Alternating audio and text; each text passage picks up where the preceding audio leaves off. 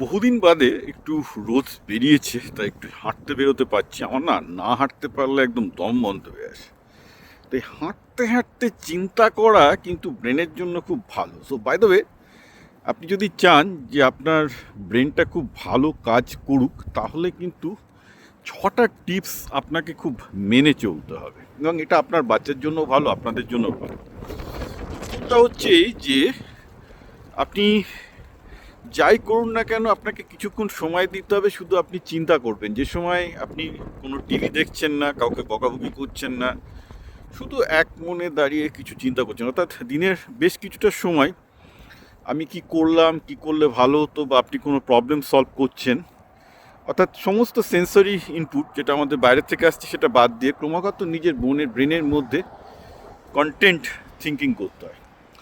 এটা কিন্তু মনোবিজ্ঞানীরা বলছেন যে সবসময় ভালো, কারণ এটাতে কি হচ্ছে, আপনার ব্রেনের মধ্যে যে মেমোরিটা আছে না, সেটা সার্কুলেশন হতে থাকে সবচেয়ে বেশি। Very important.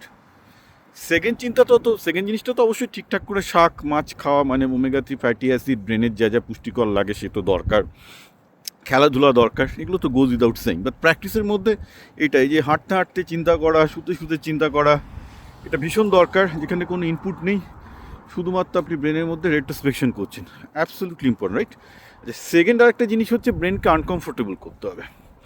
আমরা সবসময় ব্রেনকে কমফোর্টেবলের মধ্যে রাখতে চেষ্টা করি। অর্থাৎ একটা অঙ্ক সহজ হয়ে গেল, পারলাম। একটা দেখবেন মানে মাথা চুলকানো যাকে বলে আর কি, একটু কঠিন প্রবলেম হলে ছেড়ে দিলাম, একটু মানে বাচ্চাদের যেটা একটু কঠিন প্রবলেম করতে দিলাম, ছেড়ে দিলাম, করতে চাইছে না, একটু ভেতরে ঢুকে এটার থেকে এখানে, মানে ব্রেনকে একটু লোড করতে হবে, যেটা যেটা কম্পিউটারের ভাষায় বলে লোড করা। লোড করতে হলে লোকে ভয়ে পালিয়ে যায়, একদম নয়। ব্রেনকে লোড করতে হবে, অ্যাবসলিউটলি লোড করতে হবে। লোড না করলে ব্রেনের ক্যাপাসিটি বাড়বে না। আমি বারবার বলছি, ব্রেনের মাসেল আছে। ব্রেনকে লোড করা প্র্যাকটিস না করলে আপনি কঠিন চিন্তা করতে পারবেন না, যেটা অ্যাকচুয়ালি চ্যাট আসার পক্ষে একটু ডেঞ্জারাস হয়ে যাচ্ছে। কারণ অনেকেই চিন্তাটা চ্যাট ঘাটে ছেড়ে দিয়ে বলছে চ্যাট তুই চিন্তা করা, চ্যাট চিন্তা করতে পারে না, এটা একটা ইনফরমেশন মেশিন। চিন্তা করার কাজটা মানুষের হাতেই রাখতে হবে কিন্তু। সো 2 নম্বরটা হয়ে গেল। 3 নম্বরটা কি? 3 নম্বরটা আরও ইম্পর্ট্যান্ট, সেটা হচ্ছে এই যে আপনাকে ঠিকঠাক করে ঘুমাতে হবে। ঘুমের ব্যাপারে আমি একটা পুরো দেবো, কারণ ব্রেনে আপনি যখন জেগে আছেন, আমি যখন জেগে আছি, এই যে পুরো চিন্তাধারা, এটা তো একটা কেমিক্যাল প্রসেস দিয়ে হয়, আর কেমিক্যাল প্রসেসে প্রচুর টক্সিন বেরোয়। অর্থাৎ আপনার পেটের মধ্যে যেমন হাগুমুতু তৈরি হয়, তেমন ব্রেনেরও প্রচুর হাগুমুতু তৈরি হয় ধরুন, এবং সেটা ঘুমের সময় একমাত্র ক্লিন হয়। ঘুমের সময় আপনার ব্রেনের সেল 60% কমে যায়, গিয়ে একটা ফ্লুইড আসে, ক্লিনিং ফ্লুইড আসে, এবং সেই ফ্লুইডটা পুরো টক্সিনটাকে ক্লিন করে। সো এই টক্সিন ক্লিনিং প্রসেসটা না থাকলে কিন্তু আপনার ব্রেনের মেশিনারিগুলো কিন্তু অয়েল হচ্ছে না। সুতরাং ঘুম যত ভালো, বেশি ঘুমাতে পারবেন তত বেশি আপনার ব্রেনটা ঠিকঠাক থাকবে, রাইট? সো 3 নম্বর পয়েন্ট হচ্ছে ঠিকঠাক ঘুমাতে হবে। আচ্ছা, 4 নম্বর পয়েন্ট হচ্ছে কি, যে বেসিক্যালি দিনের একটা সময়, ধরুন যে সময়টা আপনি ঘুম থেকে উঠলেন তার জেনারেলি 30 মিনিটস বাদে ব্রেন সবচেয়ে বেশি ফাংশনিং থাকছে। সেই সময় আপনি ব্রেনটাকে সবসময় চর্চা করুন। সেই সময় কোনো কঠিন প্রবলেম নিয়ে ভাবুন, কিছু একটা কঠিন প্রবলেম সলভ করুন। ইটস ভেরি ইম্পর্ট্যান্ট যে আপনি একটা রেগুলার করছেন। আচ্ছা, ফিফথ পয়েন্ট হচ্ছে সেরাটোনিন এবং সেই যে আমি এখন রোদ লাগাচ্ছি, গায়ে লাগাচ্ছি, হ্যাঁ, তো সেরাটোনিন হচ্ছে ভালো থাকার হরমোন। আপনার ব্রেন যদি সবসময় খুব অ্যাংজাইটির মধ্যে থাকে, তাহলে আবার ব্রেনের ডেপ্রিসিয়েশন হয়।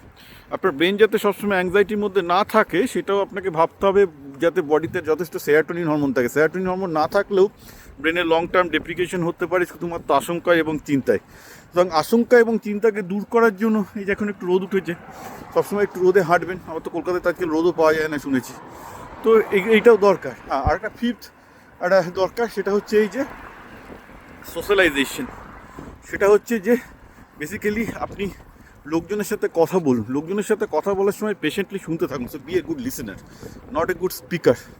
লিসনার হওয়াটা খুব দরকার, যে বেসিক্যালি আপনি অন্যের কথা শুনছেন এবং বুঝতে পারছেন, আপনি আপনার তার লিমিটেড রেসপন্স করলেন।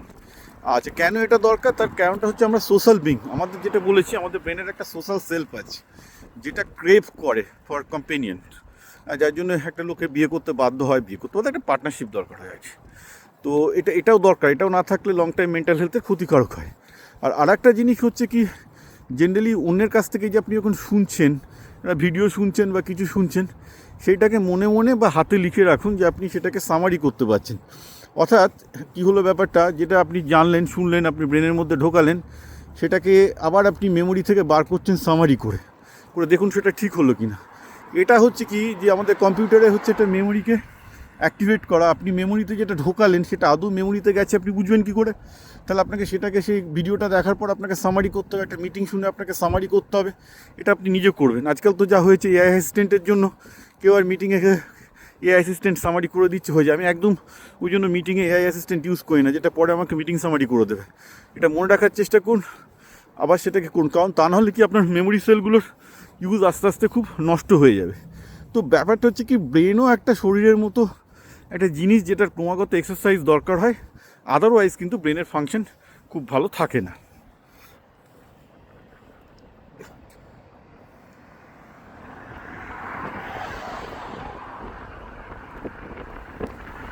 আরে বাবা,